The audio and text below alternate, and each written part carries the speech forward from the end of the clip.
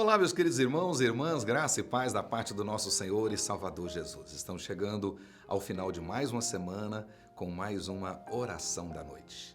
E eu quero continuar com os nossos estudos a respeito do reino dos céus, suas exigências e privilégios. E hoje nós vamos terminar a primeira sessão do capítulo 6.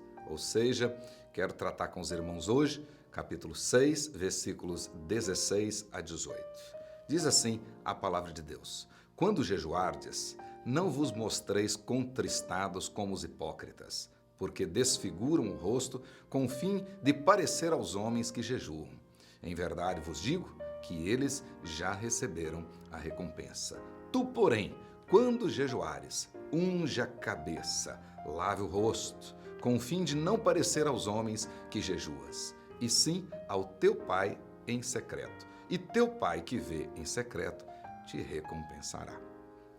Hoje, vamos então dar continuidade e observe bem que Jesus continua com a mesma tônica, com a mesma toada. O objetivo é agradar a Deus, o nosso Pai Celestial, e não aos homens, ou simplesmente para ser vistos pelos homens, conforme diz aí no versículo 1. Embora o verso 1 fala das obras de justiça, aqui nesta sessão como um todo, do versículo 2 até o 18, Jesus escolheu apenas 3 obras que eram muito comuns entre os fariseus, entre os escribas e fariseus, entre os judeus de forma geral, e ele então escolheu o ato de dar esmolas, de orar e de jejuar, como representando aqui todas as obras de justiça. Mas vocês observaram que o princípio de Jesus é o mesmo, está na motivação.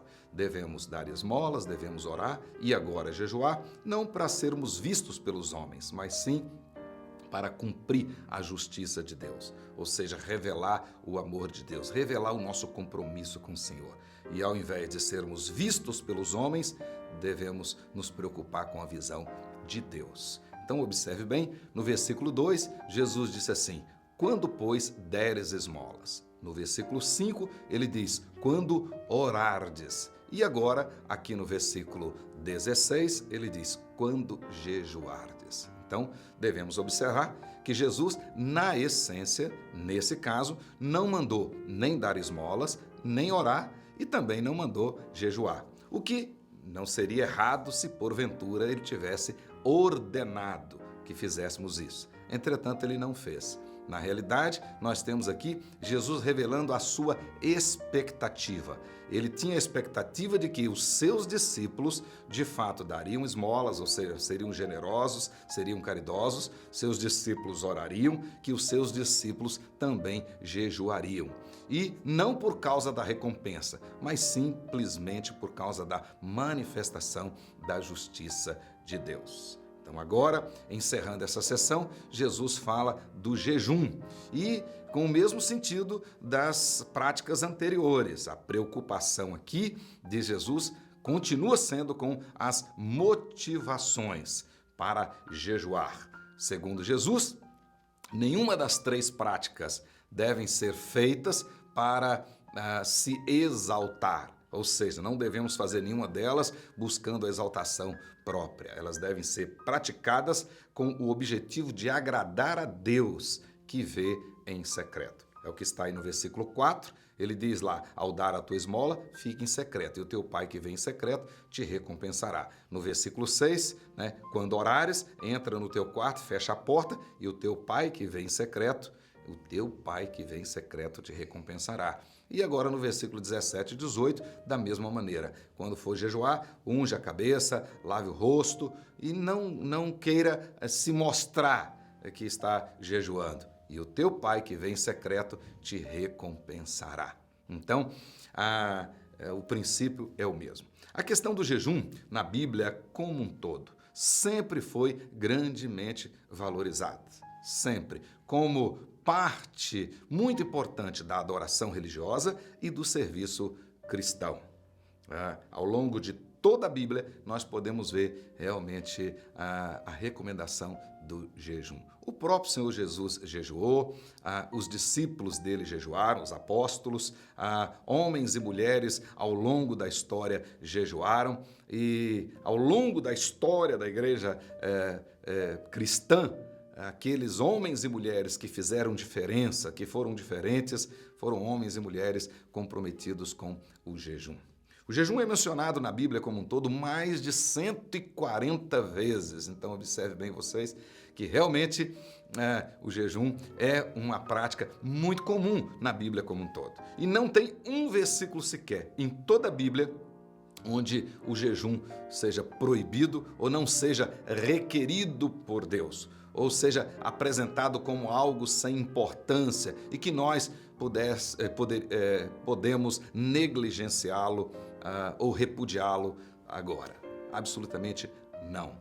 Como alguém já disse, comer lembra-nos os dons de Deus. Jejuar lembra-nos o Deus dos dons. Portanto, jejum é privar-se voluntariamente do pão da terra para se alimentar do pão do céu. O nosso amor por Deus é provado não apenas por palavras, mas sobretudo pelo sacrifício. Richard Foster, ele diz o seguinte, que o jejum, não existe outra disciplina mais importante para revelar as coisas que nos controlam. Ou seja, quando nós jejuamos, nós revelamos as nossas prioridades. Assim como na oração também Jesus mostrou isso.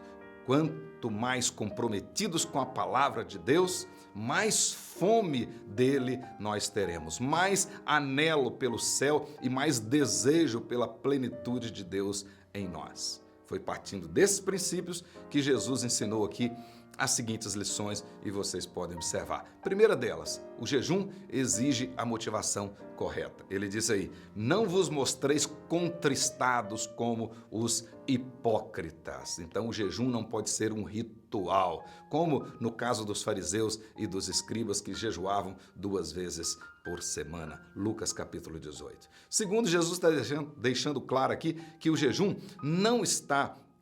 Aliás, melhor dizendo, o jejum sempre tem que estar associado à oração.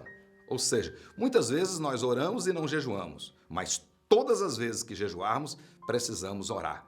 Jejum divorciado da oração é apenas dieta, não é jejum. Terceira coisa que Jesus está ensinando é que o jejum é algo pessoal e voluntário na vida do discípulo. Embora seja muito importante e útil para a sua adoração e para o seu serviço, o jejum não é algo obrigatório. O cristão não deve fazê-lo por obrigação, nem induzido ou influenciado por outras pessoas, nem pelo presidente da República. Na realidade, o jejum tem que ser algo voluntário, uma necessidade da sua comunhão com Deus. E por último, o jejum não é fonte de espiritualidade. Ninguém é mais espiritual porque jejua. Na realidade, a espiritualidade, ela vem da obediência, da comunhão com o Senhor. E, portanto, quem tem essa obediência, essa comunhão, vai ter a necessidade de jejuar.